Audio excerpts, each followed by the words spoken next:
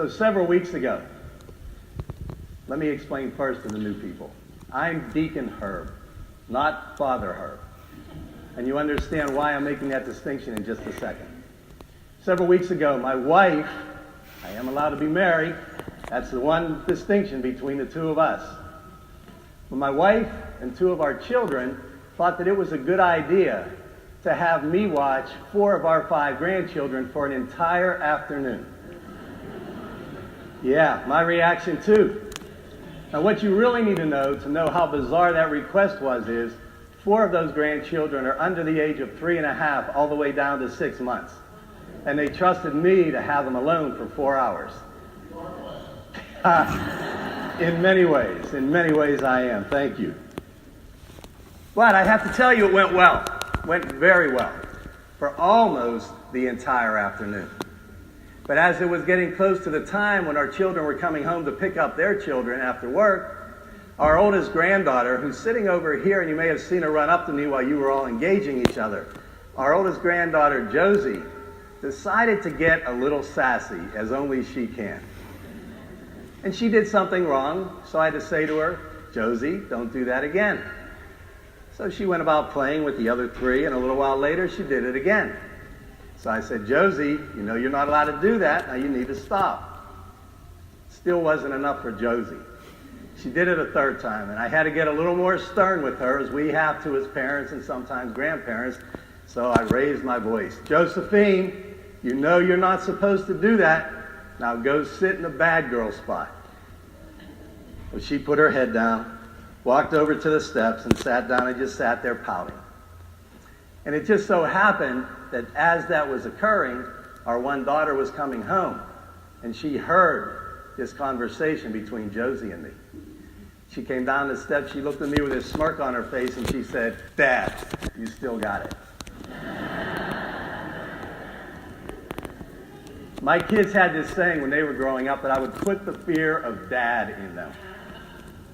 And that's not a bad thing, as all of you parents know. There are times when we have to be more stern with our children, where we have to correct them when they're doing something wrong, because we have to teach them right from wrong. That's our job as parents, and now sometimes as grandparents as well. And when we talk about putting the fear of Dad in them, it's like what we heard in the first reading today about putting the fear of God in us, where Moses was talking to the people about fear the Lord your God. And as I was thinking about that on reflection of the scripture today, I thought back to my high school days. I thought back to the teachers who had the biggest influence on me and on many of us at that time. They weren't the teachers who were the nicest. They weren't the ones who let us get away with whatever it is we were doing that was wrong. The teachers that had the biggest impression on me were the ones who the very first day of every school year let you know what the rules were. You knew that if you went too far, pushed the boundaries, there were consequences to be paid. Just like as a parent, when our children push the boundaries too far.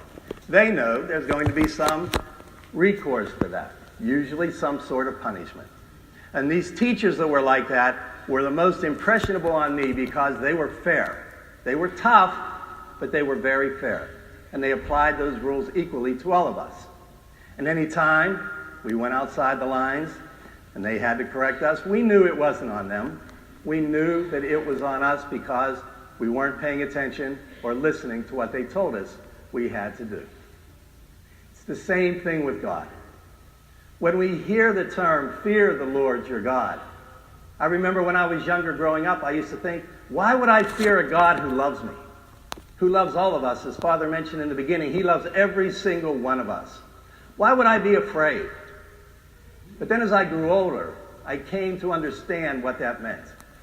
We don't fear God, or we shouldn't fear God, just as we shouldn't fear our parents or our teachers who are doing right by us, the way we would fear a bully, or the way we would fear an adult who tries to intimidate us by their words or their actions. That's not how you gain respect. That's not how you get things done in a loving way. And it's that way with God. What I came to appreciate was the fear that we should have of God is losing him from our life. The fear that if we do something wrong, and we disappoint God, is there anything greater that could hurt us than knowing we've let God down? I know growing up, the worst thing my parents could say to me was, "I'm really disappointed in you." That hurt more than 10 swats with the paddle. I would have rather get 10 more than to hear those words. And that's the way it is with God too. That's what we should fear, that we step outside of the lines of the rules He gives us. And they're clear, are they not? The 10 Commandments. He gave them to us.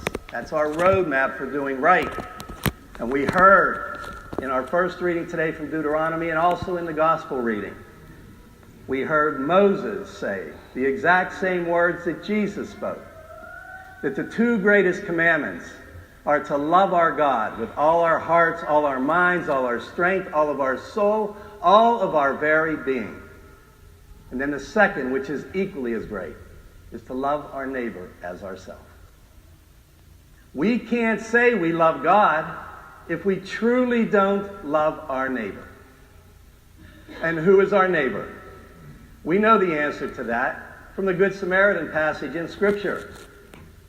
Our neighbor is anyone and everyone who we come in contact with or who has a need from us.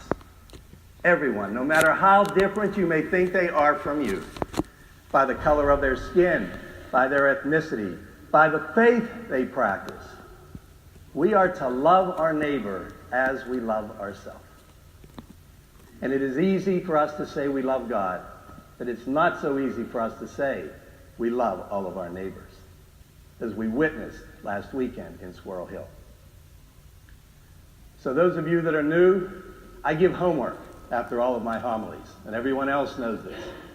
So what I'm going to ask all of us to do this week, find some time, find 10 or 15 minutes where you can find a quiet place in your home, or somewhere where you can go, even if you want to do it in church, and spend some time just quiet.